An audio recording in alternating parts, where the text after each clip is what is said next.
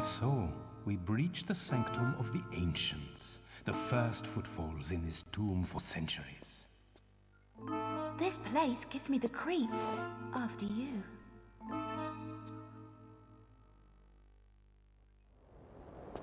Careful, all is not as it seems. Concealed traps and pitfalls await the unwary. You must stay close and follow my instruction. Hey everyone, and welcome to my newest Tomb Raider pacifist run. Tomb Raider Last Revelation Glitchless Secrets No Kills run, where I will be attempting Tomb Raider Last Revelation, but only doing mandatory kills, collecting every secret, and not using any glitches. And this is completely new territory to me, because I'm yet to do this game collecting every secret. I'm actually going to need to frequently check with a walkthrough to make sure I'm getting every secret, because I have read up on them, but I'm still not convinced that I'm going to be able to definitely collect them. But yeah, this is my favourite Tomb Raider game, and I have to say I'm definitely looking forward to this. I predict this is going to be a very fun challenge. Because of the difficulty, the game itself is hard, and with added restrictions such as this, it's going to be an awful lot harder. Especially with the rules that I'm going by, because with the first 3 Tomb Raiders, it was easy to keep track of what is and isn't a kill because of the statistics. You could just go by what shows on the statistics as a kill, but with this game and with Chronicles, the most recent Tomb Raider that I did a pacifist run for, there's no kill statistics, and so it's harder to decide what is and isn't a kill. But fortunately with Chronicles, the things that I did count as a kill were also considered kills on the Stellar walkthrough, so I suppose you could just say I went by the rules of whatever Stella counted as a kill, I counted as a kill, because basically what I counted as a kill matched Stella's walkthrough. And I have actually read up on a guide, which basically a guide for this game, and I've read what it considers to be a kill, and I'm basically going by what the guide says, because I need a resource to go by, and that's what I'm going by. And just so that we understand, the guide counts the elements as kills. The elements you encounter in the Alexandria section, the white element, the fire element, those elements, it counts those as kills. It also counts the machine guns as kills in City of the Dead and Trenches. And so I'm going to be doing this challenge without distinguishing any elements and without destroying any of the machine guns, and that is going to make some levels very interesting. The skeletons also count as kills if they're killed directly, but if they fall into pits, then that doesn't appear to count as a kill. So I have to avoid direct kills. And, well, that's pretty much it really. Avoid direct kills, including the elements and machine guns and things like that. And also, running enemies over at vehicles also is a kill, even though it wasn't the case in Tomb Raider 2 and 3. But yeah, this is my, I'm trying to think, I've done, this would be the 5th Tomb Raider game that I've done a pacifist run for, because there was the no kills run for Tomb Raider 1, which I have actually taken down now due to the very bad quality, because at the time I was using a camera, but the quality was just terrible. I didn't really take that seriously at the time, and so the Tomb Raider 1 no kills run has actually been taken down, but I've done a secret no kills run for Tomb Raider 1, as well as a no kills run and secrets no kills run for Tomb Raider 3, a semi-secrets no kills run for Tomb Raider 2, which is currently my proudest pacifist run accomplishment, and then there's the recent glitchless secrets no kills run for Chronicles, which is the same as the restriction I'm doing for this game. It's just I thought I'd rather do these two games glitchless, because some of the glitches in this game and Chronicles, they skip out so much of the game, and I just felt like I'd be doing the game completely and properly. So that's why I wanted to do it glitchless, so that it sort of maintained the challenge and sort of made it seem real. And this is actually the first video where I'm using my capture card. People kept suggesting that basically these videos would probably be more successful if I upgrade to a capture card because of the difference in quality, and I got hold of a capture card, and this is actually the first video that I'm doing with a capture card, and hopefully there'll be no more videos done by cameras. Initially I got a Dazzle, but it was terribly out of zinc and I had to refund it. I'm now using an Easy Cap. Only £27, and it seems good. I haven't had any syncing problems, although I've only tried it on the PS1. The audio seems good, the quality seems good. This seems like a step in the right direction. I like this capture card at the moment. It seems quite easy to use as well. So yeah, obviously this is Tomb Raider Last Revelation. This is the first level, and there are no kills. You don't have any weapons, so it's impossible to kill anything. And there's 8 secrets, and they're all golden skulls.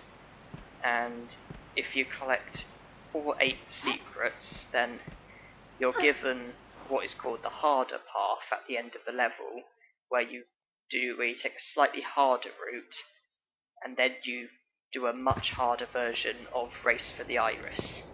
If you don't get all the secrets, then you take the easier path. There is, however, a way in which you can collect every secret and get the easier path, and I'll show you how it's done.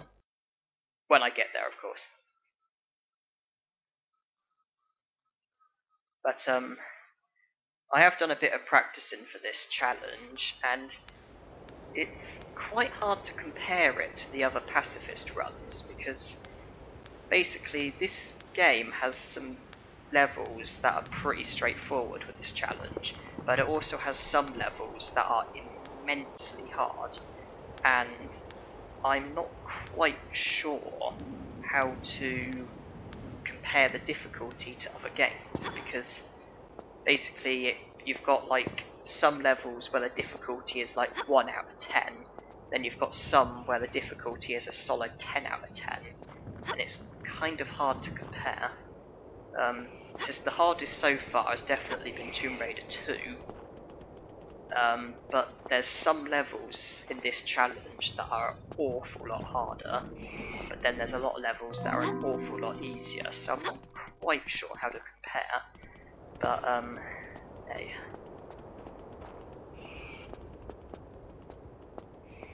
Just have to see how this turns out.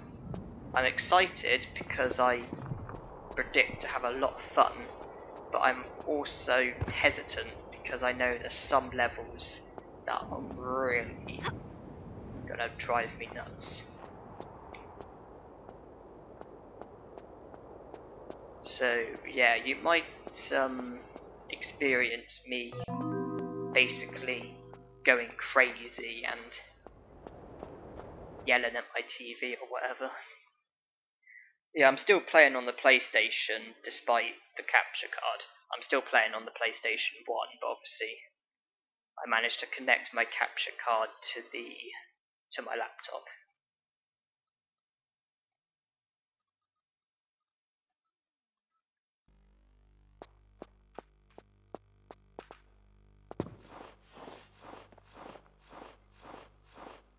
Yeah, I think the thing I admire most about this game was probably the storyline. I found that when I played this game for the first time, the storyline really hooked me. I remember just getting so excited and really like caring about Lara and really wanting to complete this game and defeat the villains.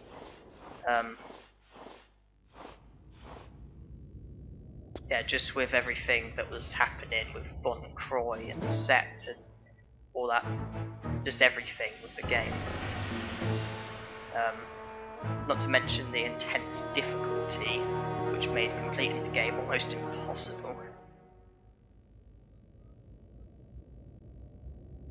And this is where we get our backpack for the first time. Because, unless I'm mistaken, I believe the island section in Tomb Raider Chronicles is basically Lara Croft's very first raiding experience, and when she was 16 years old and had no guns. And I believe that this section here that we're playing right now, I believe this is her second raiding experience, with her again being 16 years old, but a bit older than obviously when she was in the island section in Chronicles. Then obviously the section after this is obviously quite a few years later. So yeah, A backpack. got the bag. Now it begins. The eyes of the ancients are upon us, and their vengeance is wrathful. We must move quickly. When running, press and hold sprint to gain extra speed. Yeah, Von Croy gives us like a basic tutorial on how to do stuff. You would hope that after 3 games already, you would know how to do it, but there again, I suppose this could be somebody's first game. I suppose somebody could play this game before playing any of the others. But personally, I wouldn't advise playing this game first. Although it's my favourite, it is in my opinion the hardest. So yeah, I've got 7 of the 8 golden skulls, and the 8th one is just over there. But this is how you get all the secrets and the easier path. With 7 skulls, go up here as if you're proceeding. The Garden of the 5 Towers. To the right, the path of the heretical. To the left is the route of the virtuous. You know me, Werner. A regular virtuoso.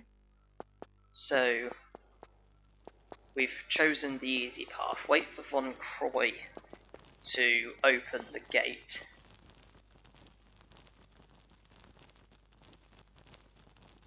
Okay, the easy path is open. Now if we go down here, we can collect the 8th secret and have the normal path, the easy path. That's how you get the best of both worlds in this level. Every secret and an easy path.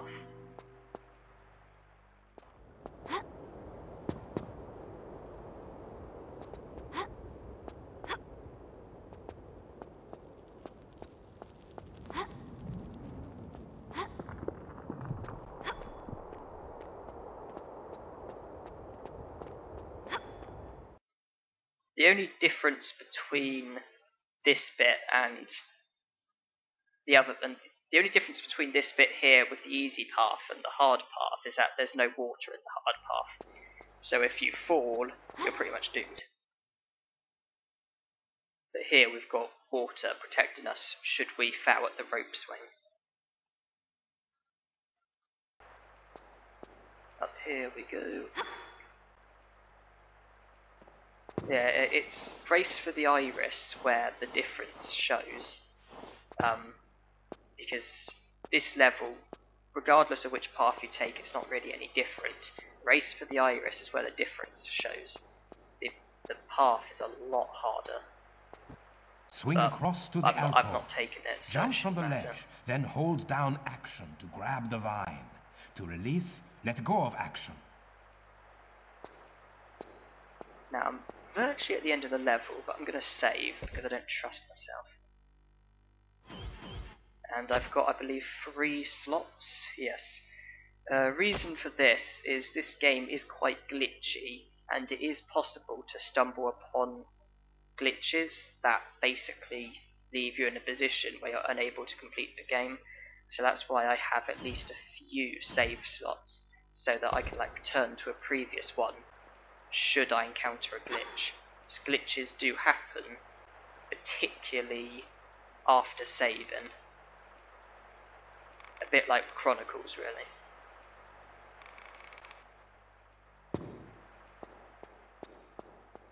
And when we pull this switch, we go down there, and that is actually the end of this level, followed by Escape with the Iris. No, Race for the Iris, sorry. Thinking of Chronicles.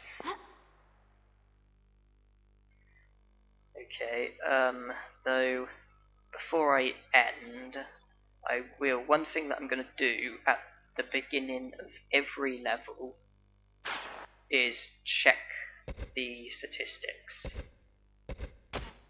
In the interest of checking how many secrets I've got. 8 out of 70, good, that's the correct number. So, at the start of every level, I'm going to check the statistics, then I'm going to save. Reason for that is because I've completed the level, and obviously I'm now on the next level, and obviously that needs to be for a separate video. So I'm going to save here, and that will actually be the end of this video, because I've completed level 1. So save here, and see you in Race for the Iris. So thanks for watching, and hope you enjoyed.